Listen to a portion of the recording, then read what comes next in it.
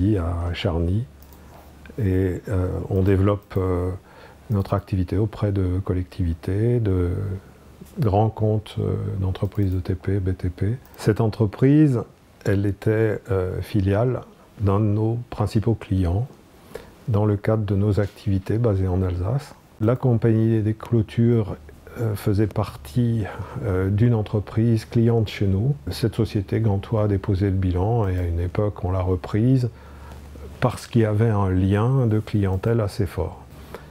L'entreprise ici est autonome, elle peut parfaitement vivre sans moi. J'aurais été celui qui lui a donné un toit et je trouve ça très bien quoi, pour l'avenir.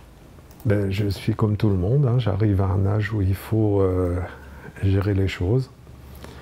J'ai 2 enfants qui n'ont pas du tout de prétention dans ce domaine parce qu'ils réussissent brillamment dans leur domaine. Donc j'ai choisi de construire une démarche de cession, appartement par appartement, parce que c'est difficile, compte tenu des différences de métier, de trouver des gens qui puissent avoir des compétences multiples pour reprendre le tout. J'ai eu l'opportunité de réfléchir à ce problème de cession lorsque j'ai reçu un courrier d'un jeune repreneur d'entreprise qui avait manifesté un intérêt pour une de nos sociétés.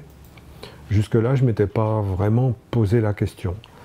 À ce moment-là, j'ai réfléchi à la façon dont je pouvais agir avec ces différentes coquilles qui sont quand même réparties géographiquement sur le grand quart nord-est de la France. Et puis finalement, j'ai choisi de confier les missions aux chambres de commerce de chacune des entreprises dépendantes géographiquement de ces structures-là. Le conseiller local colmarien m'a fait part de son incompétence géographique et a transmis simplement le dossier ici en Île-de-France, qui est arrivé en Seine-et-Marne ensuite. Et j'ai eu contact avec M. Beckart et je lui ai confié cette mission. Pour le moment, il a d'abord essayé de comprendre l'entreprise et ensuite il a monté son dossier de présentation et les premiers contacts ont été établis par ses circuits à lui. Je lui fais confiance. Le repreneur potentiel, si c'est un groupe, il aura une stratégie. Ça peut être de l'addition, ça peut aussi être intéressant pour un repreneur individuel. C'est un métier avec de la technologie, avec des compétences, du savoir-faire. En fonction de l'origine de ce repreneur, le sujet est totalement différent et ça correspond à ce que je disais tout à l'heure. Chaque cas est particulier, quoi. Il y a des petites choses qui sont en préparation ou qui sont déjà actives. Mais je vis dans une belle vallée. J'ai acquis des granges où je fais des gîtes. Et il y a plein de gens de la région parisienne qui les louent actuellement déjà. J'ai voulu monter une société de garde d'enfants au domicile des parents et j'ai commencé par une franchise. Je suis restée avec cette franchise pendant 5 ans et au bout de 5 ans, je dirais, le processus franchise ne m'intéressait plus vraiment et j'ai voulu voler de mes propres ailes et j'ai recréé une société qui s'appelait Babysitting Solutions, dans lequel je mettais en relation des parents qui avaient besoin de faire garder des enfants avec des intervenantes. Cette société-là, je l'ai gardée pendant 8 ans.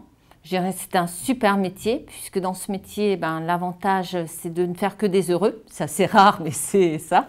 Les parents qui ont besoin de faire garder leurs enfants, on leur trouve une solution, et des personnes qui sont en recherche d'emploi, à qui on fournit des emplois. J'ai pris contact avec la chambre de commerce, parce que revendre une société, c'est pas une chose que tout le monde fait, hein. On ne fait pas tous les matins en se levant, ça arrive 1 fois, 2 fois dans sa vie, mais pas plus.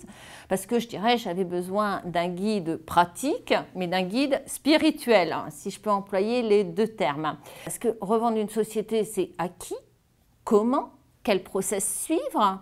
Donc, c'est beaucoup de questions. Alors, des difficultés, il y en a beaucoup. Alors, pour essayer d'être le moins brouillon possible, je vais essayer de le prendre par ordre chronologique. La première chose, c'est la difficulté.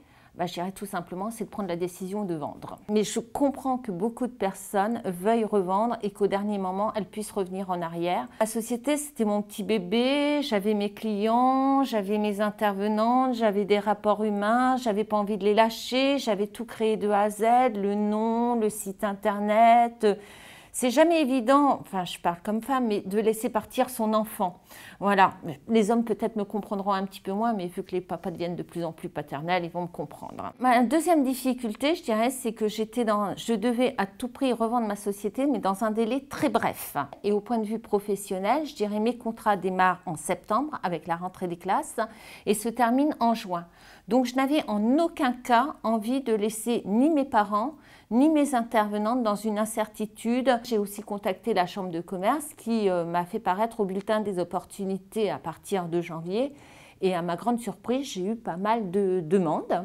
Et une fois que j'ai eu les contacts, je dirais, c'était aussi de voir si les personnes à qui j'allais les revendre convenaient à ma façon d'être, à ma société, puisque comme je vous ai dit, je léguais mon bébé. Donc dans mon bébé, il y avait mes clients, il y avait le nom de ma société, puis il y avait mes intervenantes.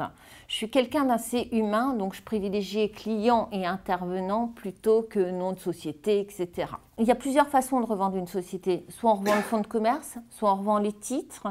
Moi, en finalité, j'ai revendu ma clientèle, donc c'était encore une autre façon. Le fonds de commerce ou les titres, ça voulait dire tout revendre en un seul bloc, c'est-à-dire quelque chose qui est important, mes ordinateurs, tout le patrimoine, je dirais, de ma société que je n'étais pas prête à me quitter. La société a été revendue à une autre société de service à la personne, où nous nous sommes mis d'accord, où il y avait une cession de clientèle, on s'est mis d'accord sur le prix du client, etc., etc. La recommandation à promulguer au cédant, déjà qui mesure bien les tenants, les aboutissants, quand il veut revendre, d'accord. Je dirais après ne pas désespérer, être assez ouvert, écouter tout ce qui puisse passer sur le marché. Il y a bien entendu le bulletin des opportunités, mais aussi il y a le faire savoir que sa société est à revendre. Faut communiquer comme quoi on a envie de revendre, d'accord.